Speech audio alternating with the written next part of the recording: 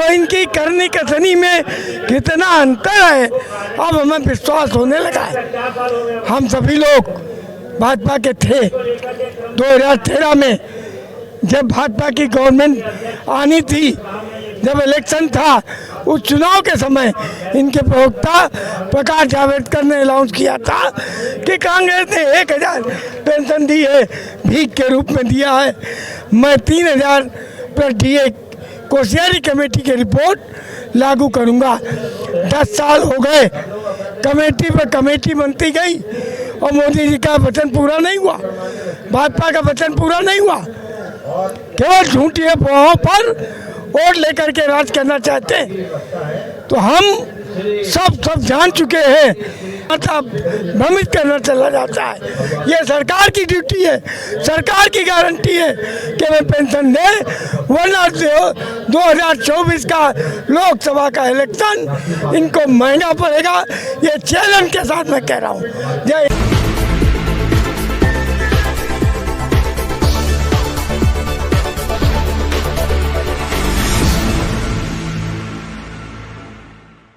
अभी हम जंतर मंतर पे हैं और यहाँ पे EPS 95 का लगातार प्रदर्शन जारी है। आज जो ये पेंशनर्स हैं ये आज यहाँ पे प्रदर्शन कर रहे हैं और ये अनिश्चितकालीन धरने पे बैठने की अपनी जो नोटिस है वो अभी सांसद महोदय को दिए हैं। हमारे साथ है KS तिवारी जी हैं, राष्ट्रीय उपाध्यक्ष हैं, और इनसे जानते हैं कि क्या ये मुद्दा है और अभी क्या स्थिति है सरकार के सामने। जी स्वागत है।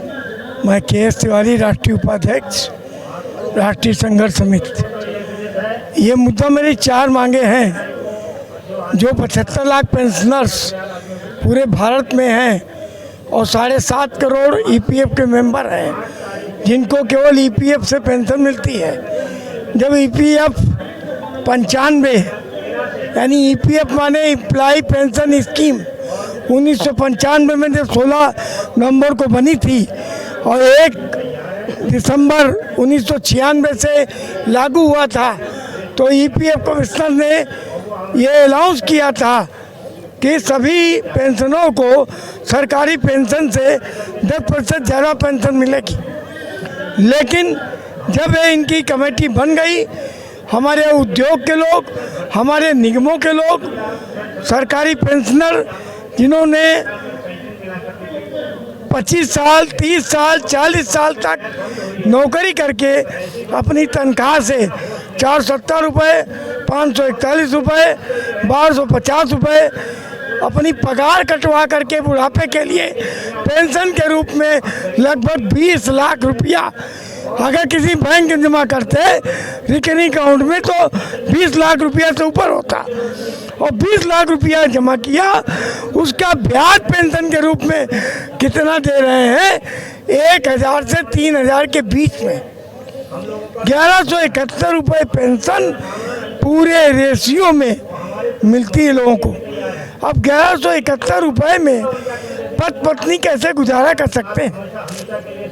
जब नौकरी में रहते हैं तो उनको बीमारी सुविधा मिलती है, जब नौकरी से रिटायर हो जाते हैं, जब बीमारी की बात आती है वो भी छीन लिया जाता है। पहली मांग है 7500 प्लस डीए पेंशन के रूप में दिया जाए। दूसरी मांग है पति पत्नी को चिकित्सा सुविधा दी जाए जो पेंशन योजना के लिए मेंबर नहीं है। तीसरी मांग में उन्हें 5000 रुपये पेंशन के रूप में दिया जाए। 4/11/2022 को जो सुप्रीम कोर्ट ने ऑर्डर किया उसे लागू किया जाए, ये मेरी चौथी मांग है। और इन मांगों को लेकर के मैं प्रधानमंत्री से हम 2 बार मिले, 4 मार्च 2020 को, 5 अगस्त 2021 को। उन्होंने आश्वासन दिया, पीठ पे हाथ रखा कि आपकी मांगें पूरी जल्दी करेंगे, लेकिन अभी तक नहीं हुई। सबसे सर्वोच्च पद होता है भारत में प्रधानमंत्री का, जो भारतवर्ष का मुखिया है, उसके आश्वासन के बाद, वचन के बाद, गारंटी के बाद अभी तक गारंटी नहीं पूरी हुई। तो इनकी करनी कसनी में कितना अंतर है अब हमें विश्वास होने लगा है। हम सभी लोग भाजपा के थे 2013 में, जब भाजपा की गवर्नमेंट आनी थी, जब इलेक्शन था उस चुनाव के समय इनके प्रवक्ता प्रकाश जावड़ेकर ने अनाउंस किया था कि कांग्रेस ने 1000 पेंशन दी है, भीख के रूप में दिया है। मैं 3000 पर DA कोश्यारी कमेटी की रिपोर्ट लागू करूंगा। 10 साल हो गए, कमेटी पर कमेटी बनती गई और मोदी जी का वचन पूरा नहीं हुआ, भाजपा का वचन पूरा नहीं हुआ। केवल झूठी अफवाहों पर वोट लेकर के राज करना चाहते हैं। तो हम सब जान चुके हैं। अगस्त 24 के इलेक्शन के पहले मेरा क्रमिक अनशन चल रहा है। 7 तारीख को रामलीला मैदान में 70-80 हज़ार आदमियों का हुजूम इकट्ठा हुआ, रैली निकली और क्रमिक अनशन 8 तारीख से चल रहा है। कल से हमारा अनशन में परिणित हो जाएगा, परिवर्तित होगा। अगर इसमें हमारी मांगें नहीं पूरी होती हैं तो 24 में भाजपा सरकार ये समझ ले कि हमारे झूठे वादे रहते हैं। इन्होंने जहाँ जो कंट्रीब्यूशन नहीं, 500 रुपये से विधवा पेंशन 1500 रुपये कर दी। 3 MLA MP का कोई कंट्रीब्यूशन नहीं, लाखों की पेंशन। मेरा कंट्रीब्यूशन, मेरा पैसा जमा, उससे इनको पेंशन देनी है। लेकिन EPFO प्रधानमंत्री के ऊपर है और कर्मचारियों के पीठ में छुरा भोंक रहा है और पैसा नहीं दे रहा है, घुमाता भ्रमित करना चला जाता है। ये सरकार की ड्यूटी है, सरकार की गारंटी है कि मैं पेंशन दे, वरना 2024 का लोकसभा का इलेक्शन इनको महंगा पड़ेगा। ये चैलेंज के साथ मैं कह रहा हूँ।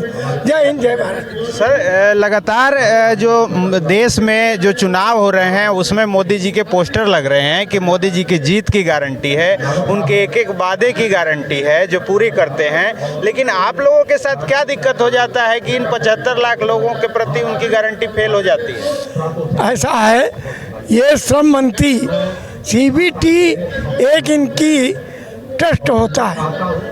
CBT मतलब सेंट्रल बोर्ड ऑफ ट्रस्टी।